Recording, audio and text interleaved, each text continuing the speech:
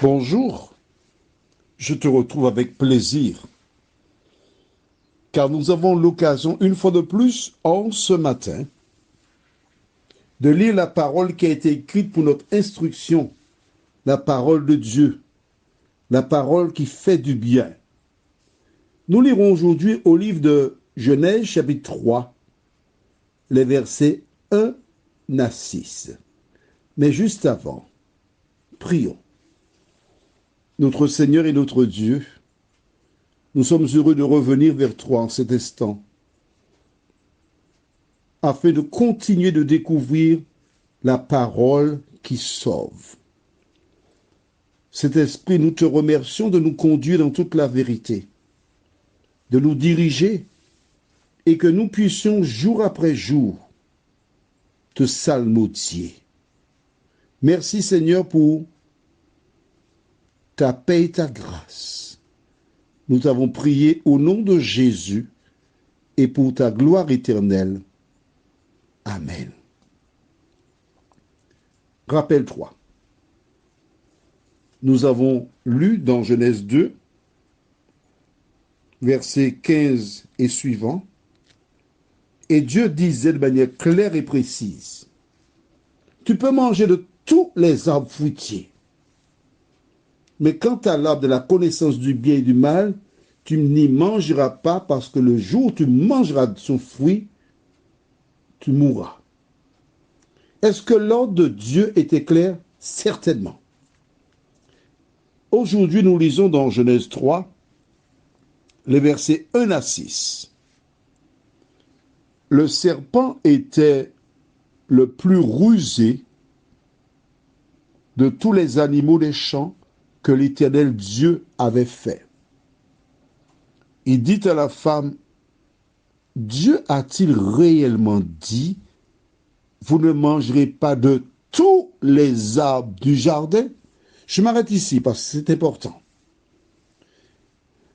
Le diable commence par faire un gros mensonge, c'est le père du mensonge. Vous ne mangerez pas de tous les arbres du jardin? Ah mais c'est gros ça, c'est tellement gros qu'il sait qu'il obtiendra l'attention d'Ève, elle viendra défendre Dieu. Quand quelqu'un vient, des hommes souvent, pour draguer des femmes font ça aussi, hein? Ils disent un mensonge, quelque chose pour attirer l'attention. Et les personnes sans expérience tombent dans le piège et elles commencent à parler. Il a atteint l'objectif, hein? C'était attirer ton attention. Verset 2. La femme répondit au serpent, nous mangeons du fruit des arbres du jardin. Mais quant au fruit de l'arbre qui est au milieu du jardin, Dieu a dit, vous n'en mangerez point et vous n'y toucherez point, de peur que vous ne mouriez. Alors le serpent dit à la femme, vous ne mourrez point. Mais Dieu sait que le jour où vous en mangerez, vos yeux s'ouvriront et que vous serez comme Dieu connaissant le bien et le mal. La femme vit que l'arbre était bon à manger et agréable à la vue et qu'il était précieux pour ouvrir l'intelligence. Elle prit de son fruit et en mangea. Elle en donna aussi à son mari qui était auprès d'elle et il en mangea. Alors, tu découvres avec moi que Dieu donne un ordre. L'ordre, ne pas manger le fruit. Car le jour où tu en mangeras, tu mourras. Que se passe-t-il? L'ennemi de l'homme, le diable, bien que l'auteur déclare que le serpent était le plus rusé, mais Satan entra dans le serpent. Il utilisa le corps du serpent pour tenter Ève. Comment cela s'est-il passé? Boucle ta ceinture et je te raconte le récit dans sa totalité. Ève et Adam commencent à découvrir les sapotis. C'est délicieux ça. C'est bon. Goûte, tiens. Ah ouais. Les caïmites. C'est beau. Les poires. Magnifique. les mangos moussaches. Oh, c'est beau. Les bassignacs un peu avancés avec un petit goût particulier. Ah, c'est magnifique. Les abricots, ils connaissent pratiquement le goût de tous les arbres. Et quand ils passent près de l'arbre, ils regardent l'arbre. Et naturellement, une question leur vient à l'esprit, mais quel goût a ce fruit-là? On a déjà mangé tous les autres fruits qui sont dans le jardin. Dieu a dit de ne pas y toucher, mais il sent beau. Hein? Il est beau. Hein? Que penses-tu?